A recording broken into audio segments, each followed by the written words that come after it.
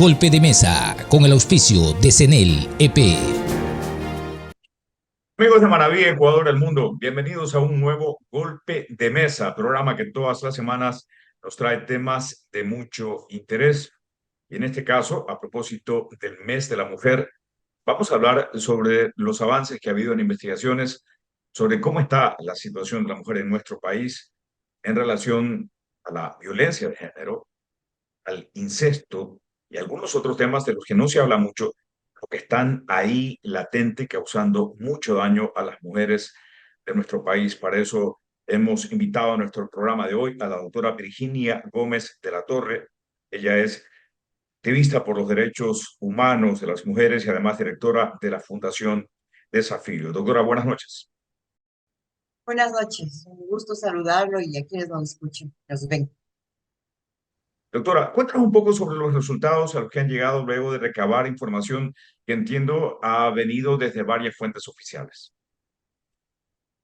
Sí, en relación al tema de la violencia en contra de la mujer, estamos mal en el país, tenemos indicadores terribles en relación, por ejemplo, a la muerte de mujeres, al femicidio íntimo y al femicidio desde lo que sería el sistema criminal en el que estamos viviendo. Aquí en esta provincia hemos visto estupefactas y con mucho dolor el asesinato de la alcaldesa más joven del Ecuador, que eso es un femicidio en el marco de lo que sería la delincuencia organizada.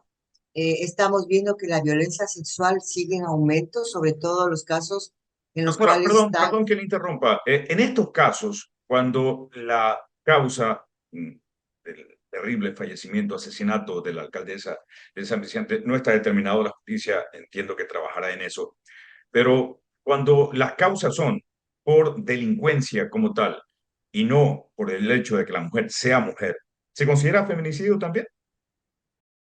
Oh, sí, claro, porque en este caso la víctima es una mujer. Sea, Pero es no una importa la mujer, razón por la cual se la asesina. ¿no? Es asesinada también por el hecho de ser mujer, o sea, no sabemos del contexto en donde sabemos.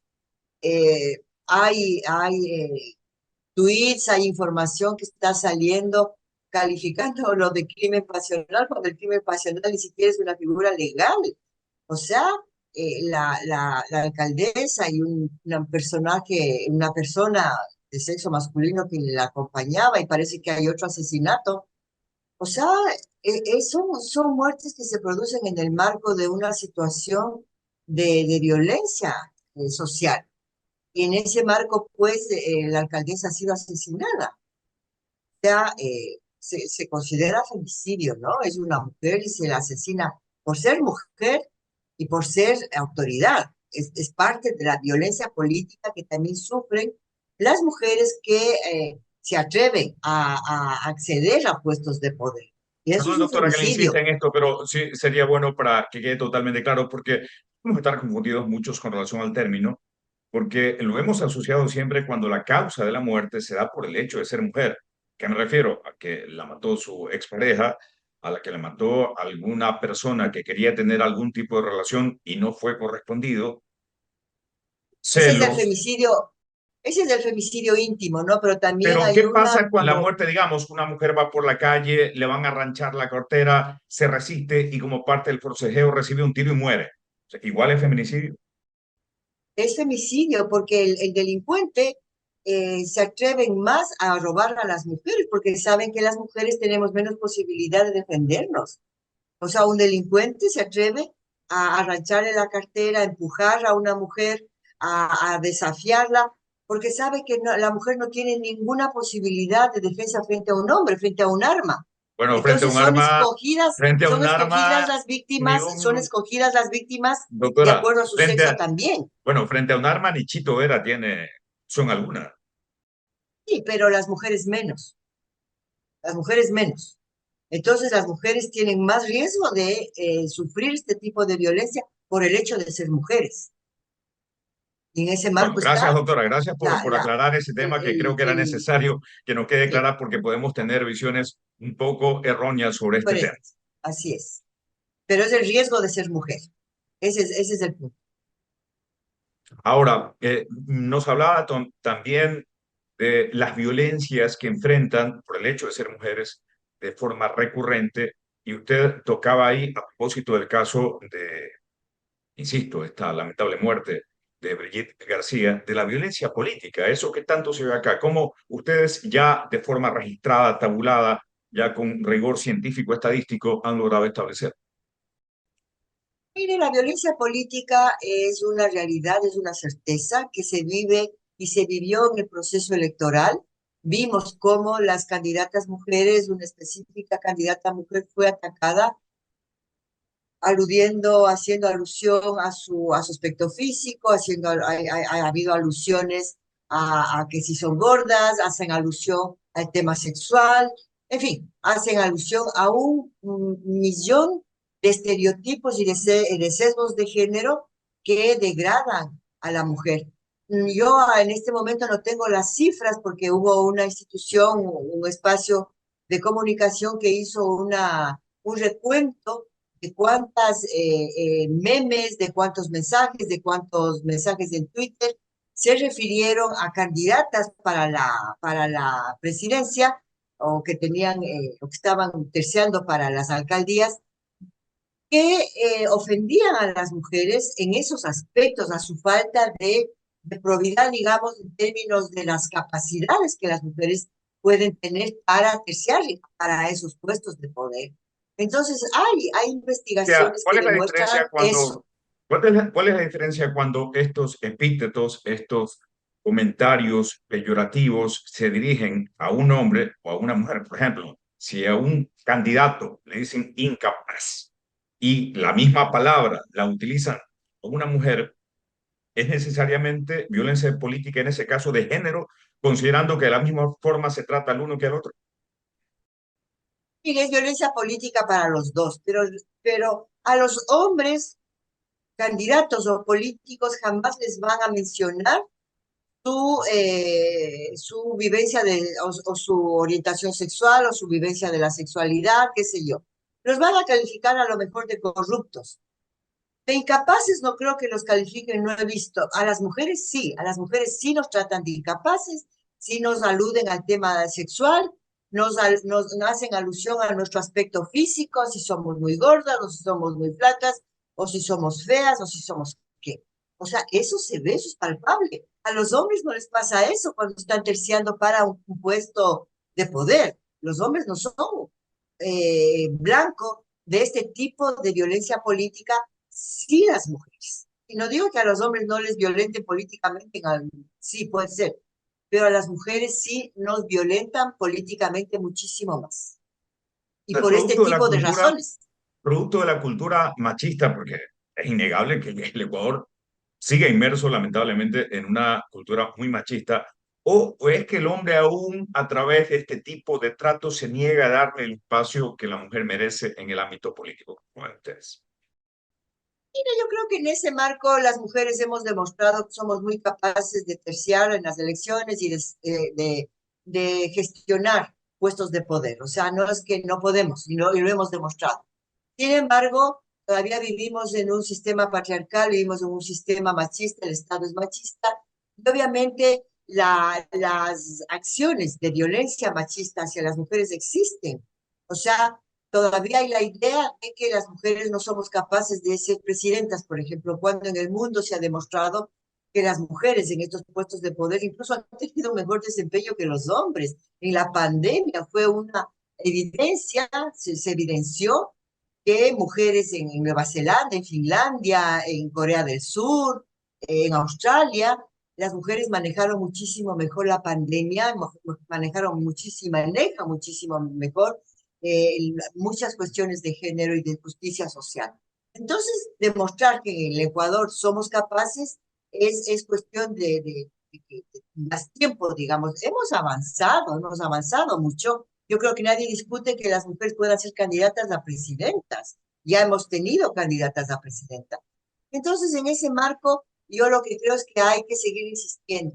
Vamos a ganar la presidencia en algún momento y yo creo que ese momento no estará muy lejos. O sea, eh, el tema es que no todas las mujeres que acceden a puestos de poder tienen posiciones a favor de los derechos de las mujeres. Desafortunadamente, algunas mujeres tienen posiciones machistas y patriarcales, y eso sí es algo que hay que decirlo, porque no es solamente el hecho de ser mujer, es también el hecho de que esas mujeres sí defiendan los derechos de las mujeres, pero que Propósito, pueden terciar y que pueden ser candidatas y ganar, eso está demostrado. Ya eso no es ningún tabú.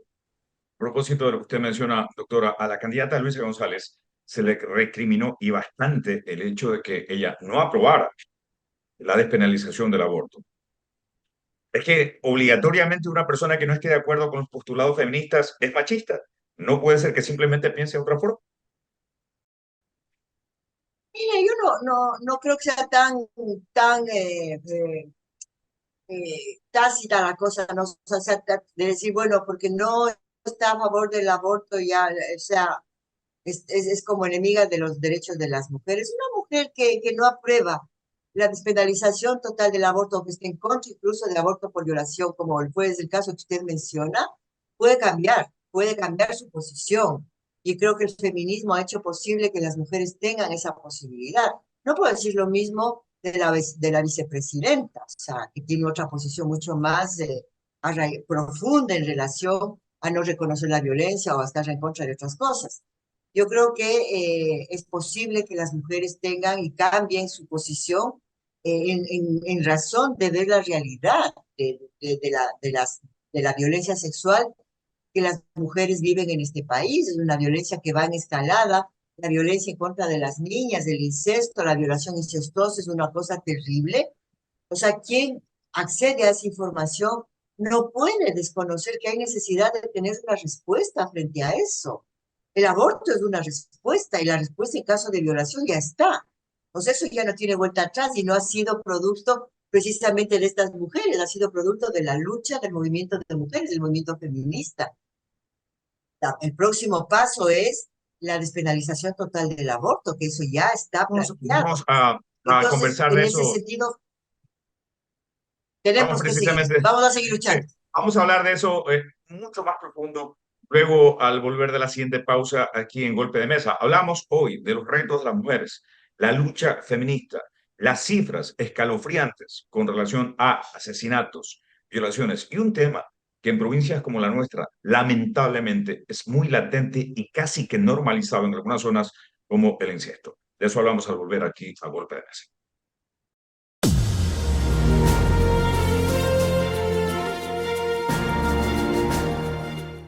Electricidad, luz o como quieras llamarla,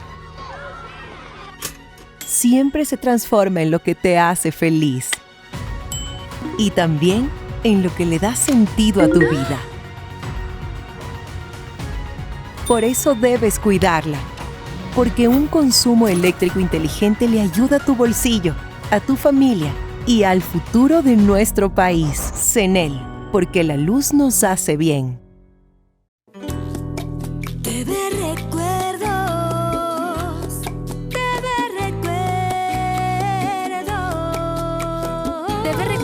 Con Piluco Cedeño, todos los sábados a las 19 horas por Canal 30, Televisión Manavita.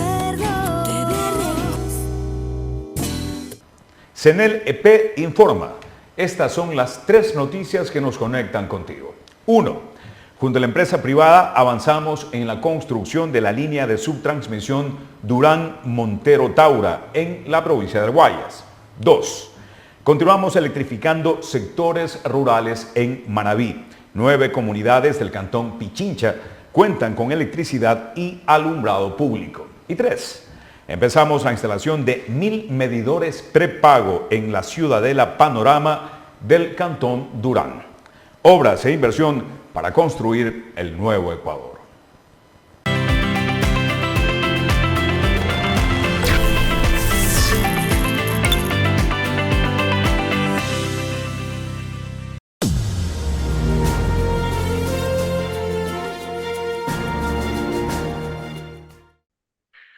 Volvemos a Golpe de Mesa. Hoy conversamos sobre los retos que enfrenta la mujer en nuestro país y hemos hablado ya de violencia política al empezar nuestro programa, que por supuesto es un tema de mucha importancia y que amerita toda la preocupación y atención del Estado.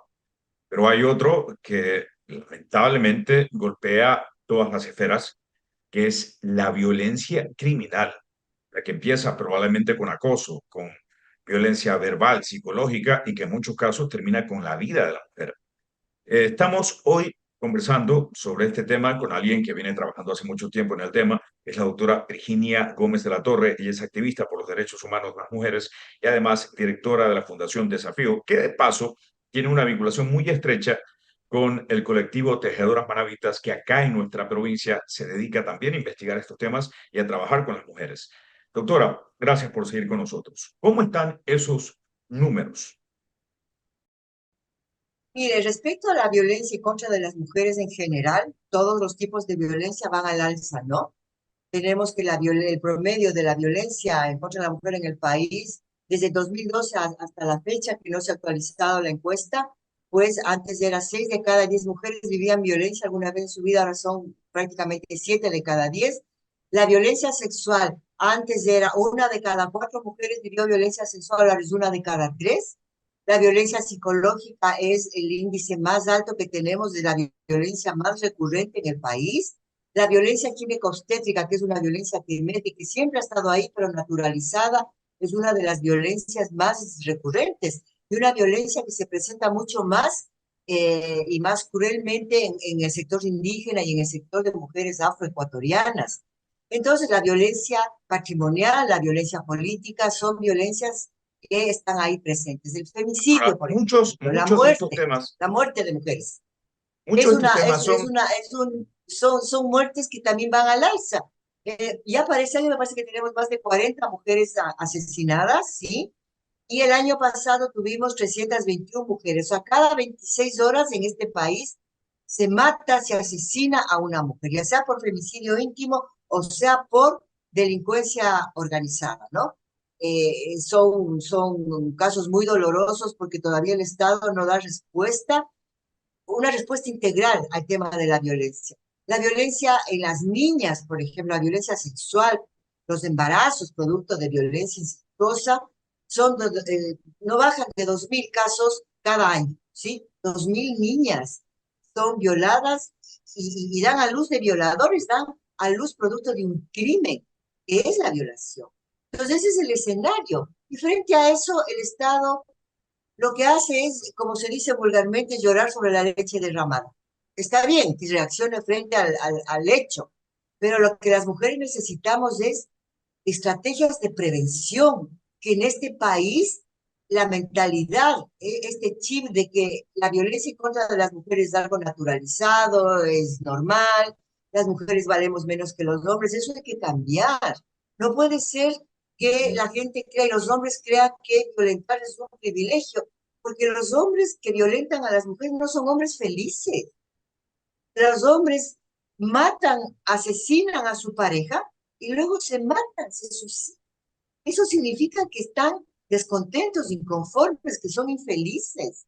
pero bueno, Entonces también hay que entender eso. no todo femicida termina con su vida, ¿no? De No hecho, todo, pero sí es la algunos. menor cantidad. Doctora, son algunos de estos temas relativamente nuevos para buena parte de la población. Y sí me gustaría, bueno, tenemos una hora, no nos da el tiempo como para profundizar tanto, pero sí al menos una breve explicación para que toda nuestra audiencia, que sea por miles en nuestra provincia, conocer de qué hablamos cuando nos referimos, por ejemplo, a violencia obstétrica. Por favor. La violencia ginecobstétrica es una violencia que ha estado siempre ahí, que tiene relación con la atención a la salud sexual y la salud reproductiva de las mujeres en los servicios de salud. Lo más conocido es la violencia en el embarazo y en el parto. Las mujeres en el embarazo pueden ser violentadas porque no reciben información, porque se enfrentan a un sistema de salud que piensa que el embarazo, por ejemplo, es algo muy de mujeres, digamos, obviamente somos las mujeres las únicas que podemos embarazar, pero nadie se da cuenta que muchas veces los embarazos no son deseados, son producto de violación. Violencia ginecobstétrica o violencia obstétrica puede ser que una niña violada por el papá no la tengan o no le provean de un aborto legal que la niña solicita, ¿sí? Porque eso es legal en el país. Y en otra situación, por ejemplo, en el parto, o en un aborto. La mujer llega al servicio de salud y llega con una hemorragia producto de un aborto. O sea, en este país ha habido, y todavía, yo creo que ya no tanto, porque hemos luchado mucho en contra de eso, pero las mujeres son denunciadas. O sea, hay un montón de causas abiertas porque acusan a las mujeres sin tener ninguna prueba, porque no hay cómo tener una prueba, son acusadas de que se provocaron un aborto, eso es violencia obstétrica. O cuando las mujeres van a parir, las mujeres cuando van a parir son violentadas, les hacen tactos, varios tactos, los estudiantes, los doctores, sin privacidad, sin información, les hacen cesáreas injustificadas, por ejemplo, o les dan tratamientos o les ponen medicamentos que las mujeres no saben qué les pasa, por qué les ponen eso. Piensan que el tema del parto es un tema muy ligado al dolor, al sufrimiento, y no, pues que la mujer tiene que sufrir y le tiene que doler, y eso no les importa. Entonces eso se llama violencia ginecobstétrica, ¿no? Y eso es una violencia muy, muy arraigada, muy naturalizada, producto de esta concepción de que la maternidad es un destino. O sea, tenemos que vivir eso y ya, parirás con dolor, es el mandamiento bíblico, y eso no es así. O sea, parirás con dolor como así. O sea, eso es violencia ginecobstétrica. Ese precepto bíblico nosotros no lo aceptamos porque incluso la ciencia médica ha determinado que mujeres que no quieren parir con dolor pueden recibir anestesia peridural y pueden parir sin dolor. Es un derecho, pero eso en este país no pasa. Las mujeres a las que les hacen unas episiotomías, les cortan la vagina, que eso ya está proscrito por la Organización Mundial de la Salud, todavía se hace. Entonces, esas cosas proscritas son violencia ginecobstétrica. Eso es terrible. Las mujeres, por ejemplo, que pierden su embarazo, que el feto está muerto, que el embarazo no llegó a buen término, son mujeres muy violentadas también. O sea, no respetan el dolor de la pérdida, las mujeres no son respetadas, muchas veces no les enseñan el cadáver del feto para que se puedan despedir, en fin, o sea, violencia ginecobstétrica está naturalizada y hay muchas situaciones en ese sentido. Y tiene que ver con esta imagen, Mariana, con esta imagen del deber ser de la mujer, que eso lo rechazamos, ¿sí? Porque ya la ciencia médica lo ha determinado y da mucho confort, muchas posibilidades de que las mujeres no sufran, ¿sí? Pero el derecho, por ejemplo, a los beneficios del progreso científico es algo vulnerado en las mujeres, en la violencia ginecobstétrica. Mujeres, por ejemplo, que van a hacerse un Papa Nicolau, mujeres que no han parido, les ponen unos espejos grandísimos que les duele mucho y no, se fue a hacer un Papa Nicolau y eso Doctora, les pero importa. bueno, usted además es médico y con seguridad entiende mucho mejor que yo estos temas, pero ciertos tratamientos, el dolor es parte de. Obviamente todos quisiéramos ir al dentista y no sentir dolor, alguna cirugía sin dolor, rocearnos una herida abierta sin dolor, una fractura sin dolor, pero en la práctica se ve que es un poco complicado, más allá de que la ciencia trabaje en eso, no en el bienestar del paciente. ¿No creen que hay ciertos momentos en que no pasa por violencia, sino porque es parte de? No, miren, si la mujer quiere sentir dolor al parir, le tienen que preguntar. Bueno, tienen que dar la opción. Y eso muchas mujeres no saben. ¿Ya? La mujer dice, no, yo quiero parir con dolor porque quiero sentir no sé qué. Bueno, está bien, pero esa mujer tiene que saber también que hay posibilidades de que le pongan anestesia peridural y puede parir igualito sin dolor. O sea, eso es posible. Cuando usted va al dentista y le da pavor por el dolor de la turbina, el dentista le dice, le pongo anestesia para que no le duela, y usted dice, sí, póngame anestesia. Hay cómo ir al dentista y no sentir dolor. O sea, es que hay respuestas, pero el tema es que las mujeres tienen que ser preguntadas, tienen que ser consultadas, tienen que ser informadas, que eso no sucede. Entonces es que no, pues el parto es doloroso porque así lo determinó en no sé qué libro, o no sé qué santo, o no sé qué divinidad. Entonces, no, pues las mujeres tienen que sentir dolor porque si no, no son mamás. No es así, ¿Qué no es pasa con la así. violencia patrimonial? ¿De qué hablamos en eso? La violencia patrimonial es cuando las mujeres no tienen posibilidad de manejar sus recursos económicos o la pareja no les da los recursos económicos suficientes, les niegue esos recursos, les roba a las mujeres la plata que producen de sus negocios, les venden los bienes, Eso es violencia patrimonial y eso también es algo muy, está naturalizado que sucede. O sea, es terrible y los casos son muchísimos de mujeres que llegan a la casa con el producto de las ventas de su negocito, de su venta informal. El hombre la está esperando, le da una paliza, le quita la plata y se va a gastar esa plata. O no le da la pensión de alimentos. O sea, eso es violencia patrimonial, violencia económica. Eso Hacer una sucede. pausa, doctora. Hay otros temas que también vamos a abordar en este programa. Ya algo anunciamos, el incesto, que en zonas rurales de Manabí está casi que normalizado. Por supuesto, un tema a ponerle mucha atención. Por ahí mismo va el tema de los embarazos adolescentes y la cantidad que usted de alguna forma ya esbozó un adelanto de homicidios, de femicidios que se han cometido en lo que va del año y que venimos arrastrando en el alza hace unos pocos años. Una pausa y volvemos a hablar de este importantísimo tema de hoy, que es los retos que enfrenta la mujer aquí en Golpe de Mesa.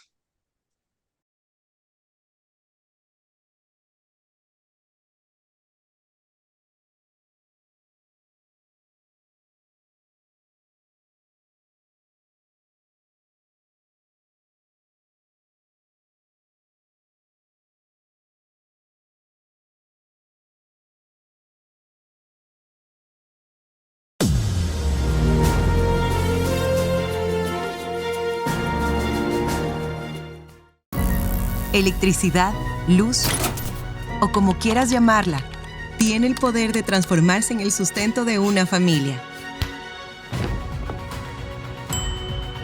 y en el motor de una nación.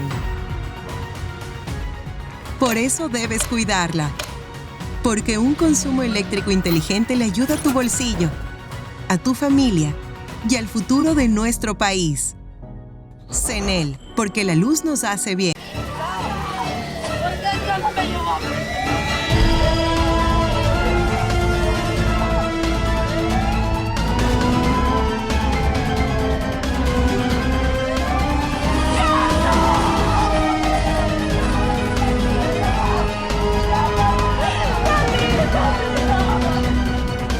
No puede quedar esta impunidad. Eso es algo terrible, no puede ser así. CENEL EP informa. Estas son las 3 noticias que nos conectan contigo. 1. Junto a la empresa privada avanzamos en la construcción de la línea de subtransmisión Durán-Montero-Taura en la provincia de Guayas. 2. Continuamos electrificando sectores rurales en Manabí. 9 comunidades del cantón Pichincha cuentan con electricidad y alumbrado público. Y 3. Empezamos la instalación de 1000 medidores prepago en la ciudadela Panorama del cantón Durán. Obras e inversión para construir el nuevo Ecuador.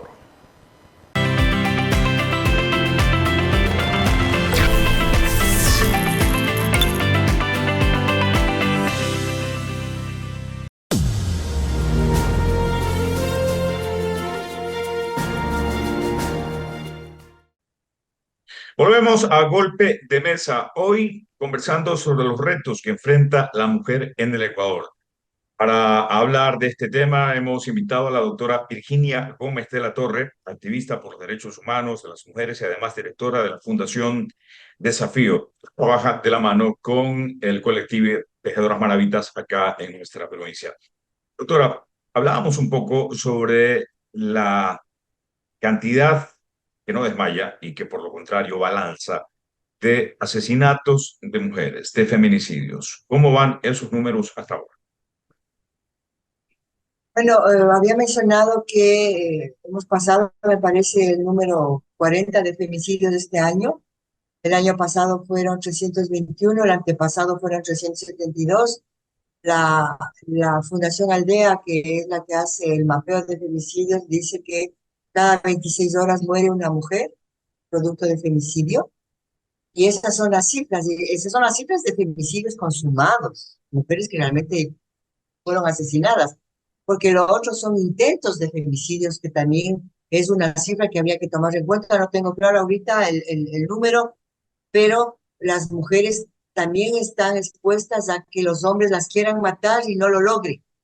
Y eso es una violencia impresionante porque las mujeres se salvan de ser asesinadas porque huyen, porque gritan, porque se esconden.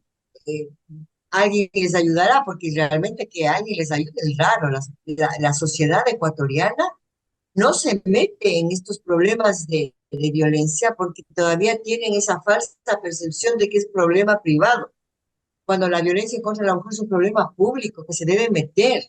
Hemos visto Se sigue, dolorosamente se sigue cómo se escuchando, sigue tolerando, están oyendo que le están matando a una mujer y afuera están grabando lo que le le digo, matan. se sigue escuchando O sea, eso entre es, sí, marido, ese dicho, machista, sí, por cierto, entre marido y mujer, nadie se debe meter. exacto, Se sigue exacto. escuchando. Entonces eso es mucha gente, qué sé yo, las vecinas, vecinos eh, podrían prevenir o impedir un femicidio si se metieran, ¿no? A defender a la mujer. Pero claro, no lo hacen, ¿sí? No lo hacen, ni siquiera lo hacen cuando la mujer está recibiendo golpes de su marido y piden ayuda a la vecina, no le abren la puerta, por ejemplo, o no le ayudan. Entonces sí vivimos en una sociedad también indolente, sí tenemos un Estado indolente que tampoco previene el femicidio, previene la violencia, y claro, las respuestas que da son correctas, pero no son completas. Por ejemplo, las casas de acogida son casas que no son apoyadas de una manera responsable por el Estado. Los recursos para las casas de refugio no les llegan. O sea, de hecho, ahorita me parece que les deben como 3 meses de financiamiento. Ahora, pero ha Eso, habido por avances. ejemplo, Durante el gobierno del señor Lazo, entiendo que justo en esa vía se estuvo trabajando, ¿no? En estos lugares de acogida. Seguridad no es lo que se necesita del todo, pero son pasos. yo no sé qué hizo el señor Lazo en relación al tema de las mujeres. Ya con una política más consistente, ¿no? Eh, eh, lo que hizo fue cambiar de Secretaría de Derechos Humanos a Ministerio de la Mujer, pero le cambió cosméticamente porque no le dio los recursos. Realmente el equipo que trabaja en el Ministerio de la Mujer es un equipo muy, muy solvente, no es un equipo que tiene mucha pasión por el trabajo. Sin embargo, sin recursos, no se, por más pasión que se tenga, no se tiene cómo. Ahora, en el gobierno de este gobierno del señor Noboa, pues se declararon las casas de acogida como servicios esenciales. Esa declaración es muy importante, pero frente a esa declaración, si no hay los recursos, las declaraciones no sirven de nada. Se puede firmar un papel, pero llegar a los hechos es otra. Y ahí es que se demuestra realmente el problema. Doctora, ustedes trabajan de la mano de otras entidades para, de alguna forma, crear conciencia en la sociedad de lo mal que representa el que las mujeres estén permanentemente acosadas, que estén violentadas, que estén marginadas de sus derechos. Si bien, según la Constitución, gozan de todos, papel aguanta lo que se le ponga y no necesariamente significa que tengan el pleno goce de estos. Eso es una realidad. Pero en lo que tiene que ver a la violencia, siempre va a ser, por supuesto, culpa del violento, del violentador. ¿De qué forma orientarlas para poder identificar señales que les digan que no es? Sal ahora que puedas, con este no. Mire, en este marco de lo que sería la prevención de un femicidio, la prevención de violencias más extremas, las mujeres tienen que entender que si están viviendo con un hombre violentador, si no hay un proceso de acompañamiento a esta mujer para que tome una decisión, las mujeres tienen que entender que un hombre violentador no va a dejar de ser violentador de la noche a la mañana. El hombre violentador va a ser cada vez más violento. Entonces, si una mujer tiene la certeza de que su pareja es violentadora, que primero le dio una bofetada, que le dio un empujón, que después ya no le dio un par de patadas, que luego le amenazó con un arma de fuego, le amenazó con un cuchillo, que luego intentó ahorcarle, qué sé yo. Esos son signos de que ese hombre es capaz de asesinarla. Si un hombre en una relación de pareja viola a su pareja, la viola sexualmente, es capaz de violarla, ese es un potencial femicida. Esos son los indicadores que una mujer tiene que tener presente para ponerle un pare a la violencia. Tiene que entender que si el hombre es violentador, ella tiene el momento de la violencia, o sea, ella tiene que tener un plan de emergencia. No vaya a la cocina donde hay cuchillos, donde hay cuestiones con las que él le puede agredir. Váyase, abre una ventana, vaya a la puerta, grite, salga, corra, o realmente vaya y pida una medida de protección para que pueda ir a una casa de refugio y ponga pare a la violencia, a la denuncia. Pero las mujeres tienen que entender que si viven con un violentador, ese violentador no va a cambiar y va a seguir siendo más violento cada vez. Y esa es una información que salva vidas, porque las mujeres tienen que entender que tienen que denunciar y pedir ayuda. De capacitación, de charlas, de contenidos, ustedes las dan cuando conversan con mujeres. Que a ver, usted me ha mencionado algunos aspectos que son muy obvios, muy evidentes, pero hay otras señales. El controlador en exceso, el en exceso Los celoso, celos. el que es violento con otras personas, que también en algún momento puede serlo en casa. ¿De qué forma Mire, hacer que las jovencitas, es decir, de novias, te de tener ya al tipo metido en la casa? ¿De qué forma identificar? A eso me refería sobre todo. Ahí no es, escápate, estás a tiempo, no te metas por ese camino.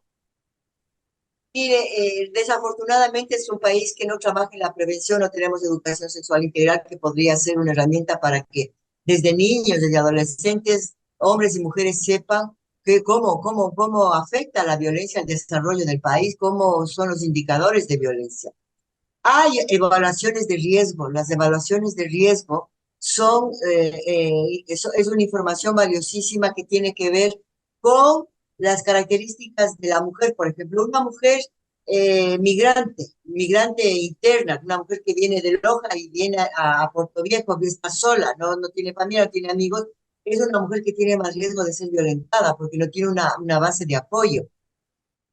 Una mujer que tiene una discapacidad, que tiene una enfermedad, una mujer que sabe que su pareja no le importa violentarla delante de amigos, delante de los hijos. Esa es una mujer que tiene que entender que ese hombre la va a seguir violentando. Un hombre que no respeta las medidas de protección, un hombre que es violento con sus amigos también.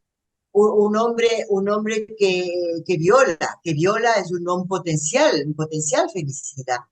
Un hombre que tiene un problema psiquiátrico y que ha dejado de tomar los medicamentos y la violencia se dispara. Un hombre que cada vez presenta en situaciones de violencia física más graves, que amenaza a la mujer con matarla. Cuando la mujer siente miedo, el momento en que la mujer siente miedo de ese violentador, esa mujer tiene que salir de esa situación, pedir apoyo, pedir refugio. Un hombre que violenta a los hijos, a sus propios hijos para hacerle daño a la mujer, ese hombre es un potencial femicidio, un hombre que le mata a la mascota. Todos esos son indicadores de que esa mujer tiene que huir y pedir ayuda. Obviamente, esas son situaciones que podemos decir que son muchas veces difíciles para la mujer, porque la violencia socava la capacidad de autoestima, la valentía. Las mujeres tienen terror y tomar la decisión también depende de su entorno, de que alguien las apoye, que alguien le acompañe, que alguien le diga que tiene derechos, que la va a acoger en su casa, que la va a acoger con los hijos, o que esta es la casa de refugio, que puede denunciar.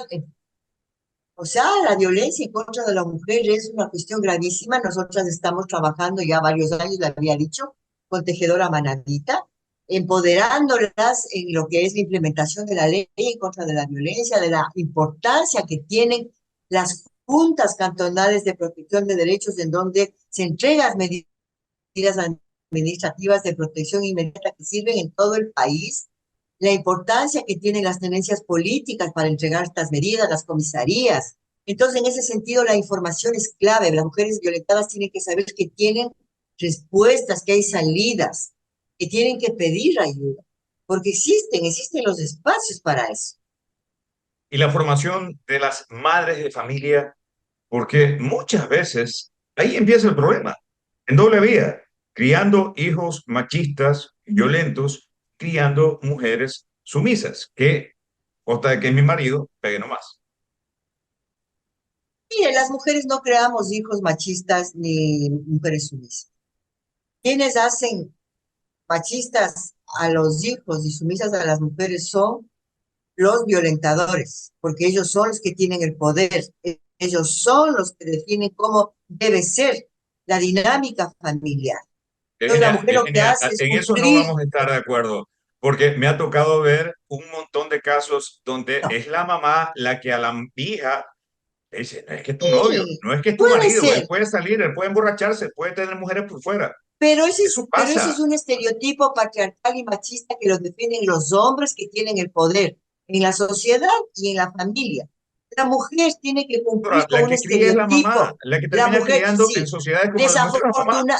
desafortunadamente se le ha dado a la mujer, entre comillas, la responsabilidad de la educación de los hijos, pero la educación de los hijos también está en manos del padre. Cuando hay un hombre ausente, cuando hay un hombre violentador, ¿quién enseña la violencia y quién enseña la irresponsabilidad de relacionarse con los hijos y darles afecto? Es el hombre, no es la mujer. Una mujer tiene un Doctora, marido quien termina violentador, criando, resulta quien se que termina haciendo la cargo, culpa del machismo de los hijos es de la mujer. No es así. Encima de que nos violentan, ¿no somos cree nosotros usted, las culpables. No no es cree que así. hay un nivel de Perdóneme. responsabilidad, doctora, no cree que hay un nivel de responsabilidad en la mamá que le vitorea al hijo cuando anda con 3, 4 chicas y que a la hija le incita a que aguante los abusos de su pareja por el hecho de ser el hombre? ¿No cree que hay un nivel de Pero eso es lo que le responsabilidad han también en esto? enseñado, eso es lo que nos enseña este sistema patriarcal y machista, cómo deben ser las mujeres y cómo deben ser los hombres. O sea, la mujer no es que es por mala que enseña eso al hombre y al hijo hombre y a la hija mujer, no es por mala, no es porque eso a ella le enseñaron, ese es el estereotipo en el cual nos meten a los hombres y a las mujeres. Salir del estereotipo es difícil, ¿sí? Entonces, por eso estamos trabajando con Tejedora Manavita, estamos trabajando para enfrentar esa utopía de que en este país se cambien esos estereotipos, se cambien esos patrones socioculturales que le dicen, tú mujer eres de una manera y tu hombre eres de otra, tú mujer tienes que ser sumisa y tu hombre tienes que ser mujeriego, violentador, violador. Eso es una responsabilidad de la sociedad, no es una responsabilidad de las mamás ni de las mujeres, es una Ustedes cuando responsabilidad de tienen la estos sociedad. talleres, cuando tienen estas charlas, ¿no tienen algún momento especial cuando tienen a mamás dentro del foro decirles evitemos este tipo de cosas? Supuesto, sabemos que no lo hacen por malas y es muy probable que ni siquiera estén conscientes de lo que están haciendo, que todo esto es producto de cómo fueron criadas y cómo sus generaciones anteriores fueron criadas también. Vamos a hablar también, doctora, de otro tema del cual ustedes tienen datos, que es una realidad latente acá en nuestra provincia y bueno, en todo el Ecuador, por supuesto, y que se evidencia mucho, sobre todo en la zona rural, que amerita prestarle la atención del caso, que es el incesto. De eso hablamos al volver aquí en Golpe de Mesa. Sigan con nosotros.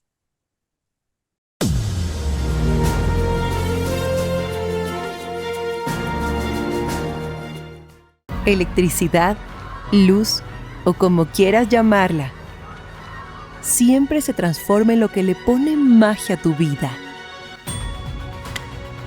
Y también puede convertirse en un mañana prometedor. Por eso debes cuidarla.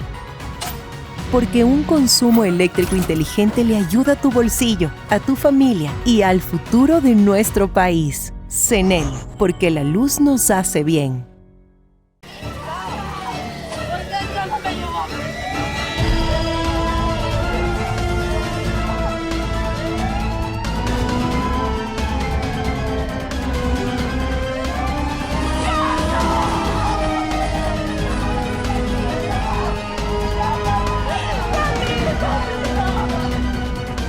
No puede quedar esta impunidad.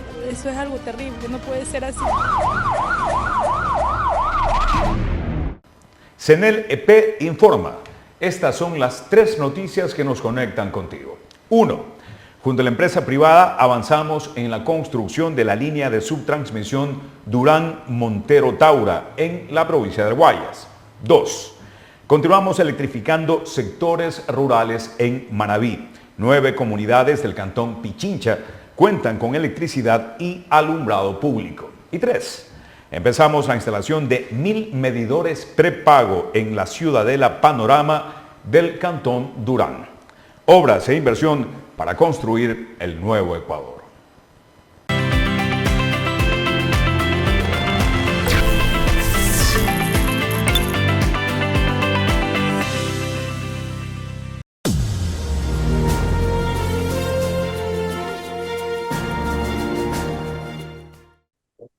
Amigos, seguimos en Golpe de Mesa. Hoy hablamos sobre los retos que enfrenta la mujer en el Ecuador. Mucho de esto pasa por la violencia. Antes de la pausa conversábamos en algo en lo que no estamos de acuerdo con la doctora, y es sobre la posible o no responsabilidad que tenga la madre de familia, la cabeza de la familia, en seguir reproduciendo estos estereotipos que hacen a sociedades como la nuestra tan machistas. Usted tenía algo que decirnos que por la pausa no pudimos avanzar, doctora. Cuéntenos. Sí, es que poner culpables al tema de la violencia y poner la culpabilidad de la violencia a las mujeres es muy injusto. Las mujeres reproducimos un machismo, una situación de criar hijos e hijas producto de una sociedad patriarcal en donde los hombres también generan estereotipos y también dan ejemplo. O sea, no se puede decir que solo las mujeres criamos a los hijos, también los crían los varones, los padres ausentes, los padres que violentan, están generando un modelo para los hijos y para las hijas. Entonces, la responsabilidad no es de las mujeres solamente. Las mujeres tenemos menos poder en esta sociedad y estamos haciendo unos esfuerzos enormes para enfrentar esa falta de poder y poder resistir frente a una sociedad machista que obviamente nos obliga a reproducir unos patrones socioculturales que son violentos, que son discriminatorios, que excluyen, que son terriblemente crueles, y eso hace que la violencia aumente. Entonces, a mí me parece muy injusto, que es una cuestión muy repetida y recurrente, que digan, no, pero es que ustedes son las encargadas de educar a los hijos, y no es verdad. También los hijos van a la escuela, los hijos van a las iglesias, y en las iglesias el cura les dice, o sea, la cruz del matrimonio, las mujeres deben obediencia al marido. O sea, las mujeres no somos las responsables de todo eso. La responsable es la sociedad. La sociedad machista se reproduce en la comunidad, se reproduce en la iglesia, se reproduce en la escuela.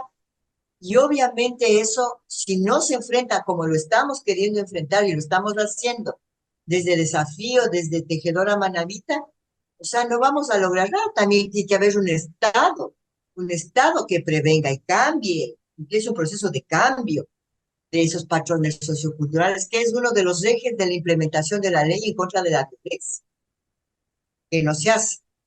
Hay un Plan Nacional de Erradicación de la Violencia que quiere específicamente atacar esos patrones, pero no se hace, no se trabaja en prevención.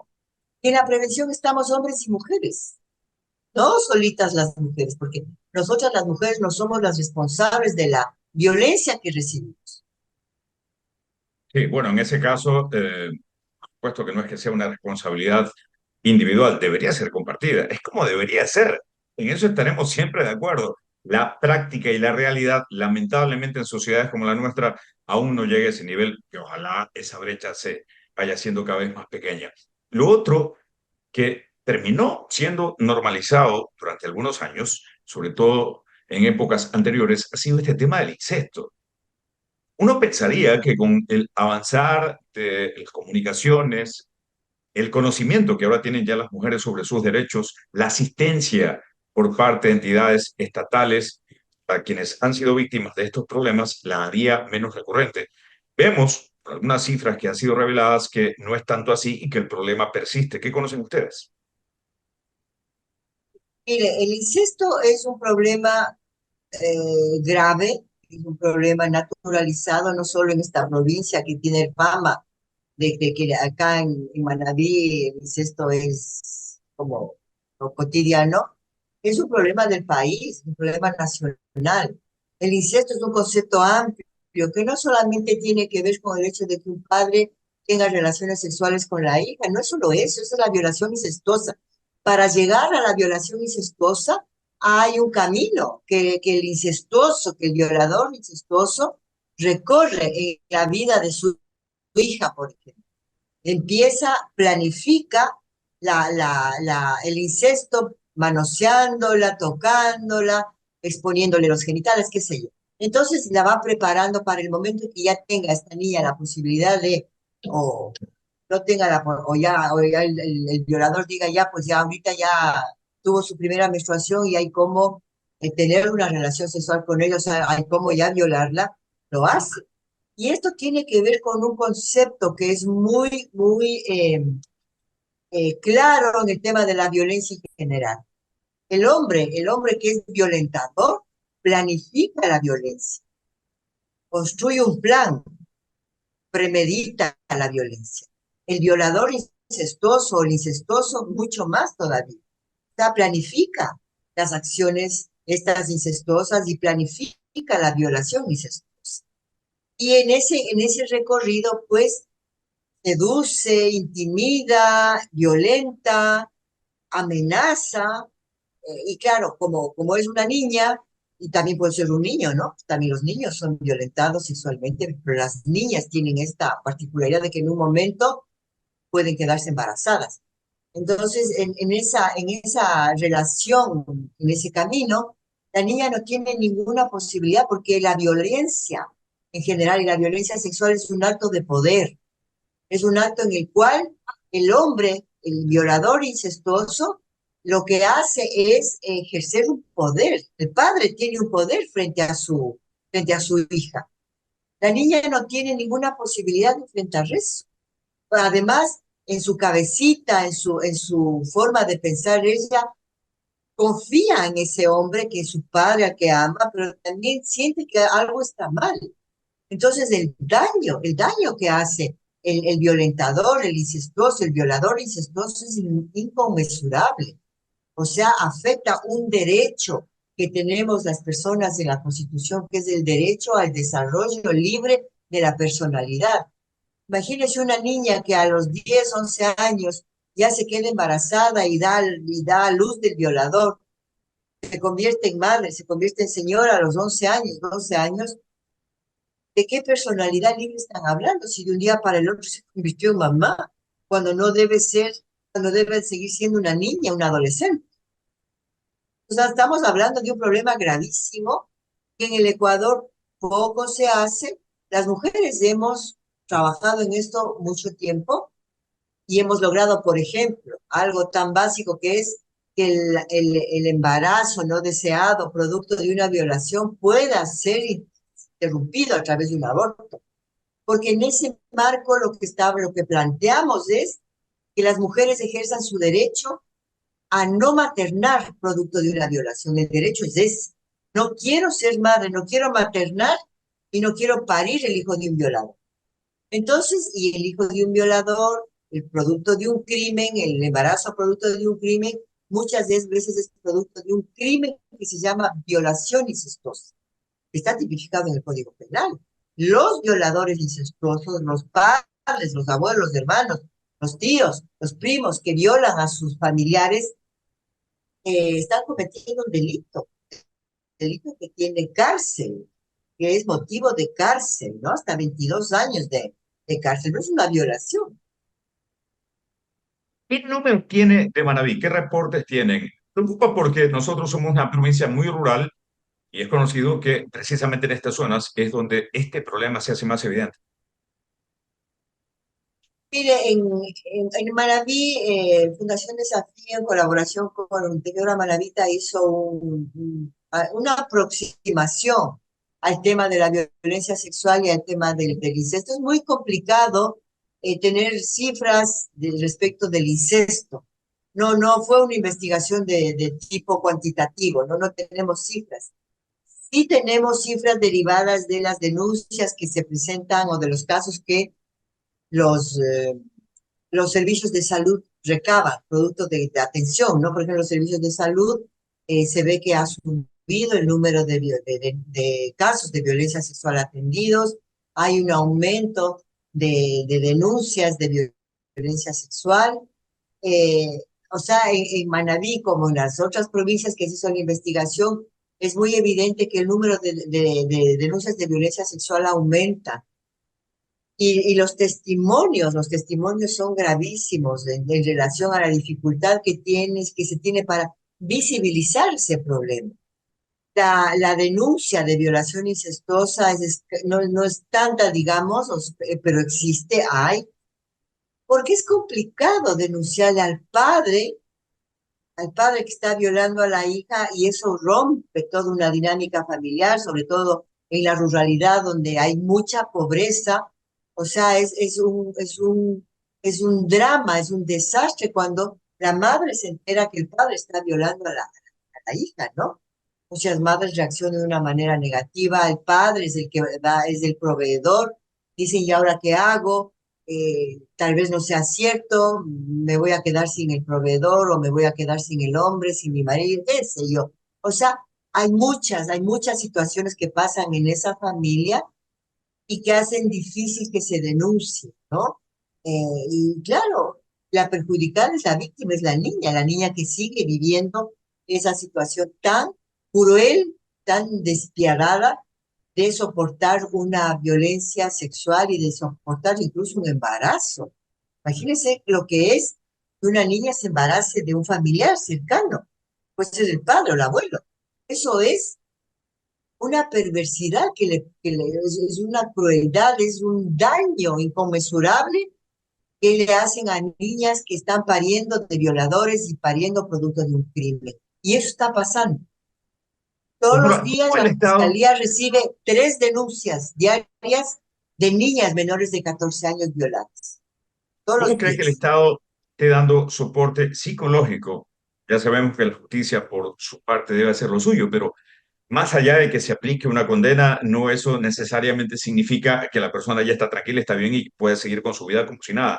Pasa por un soporte familiar y profesional, hablando del psicológico, que le toca al Estado. ¿Cómo cree que está haciendo frente a eso? Mire, en primer lugar, el 96,6% de los casos de violencia sexual no se denuncian, ¿sí? El proceso jurídico es engorroso, es doloroso, es caro. Mucha gente desiste de eso y el porcentaje de llegada a la no impunidad, ya que el violentador, el violador realmente sea encarcelado, es muy poco. Pero sí le digo que para estos casos de niñas, de adolescentes que han vivido violación, que el violador sea encarcelado es parte de su sanación.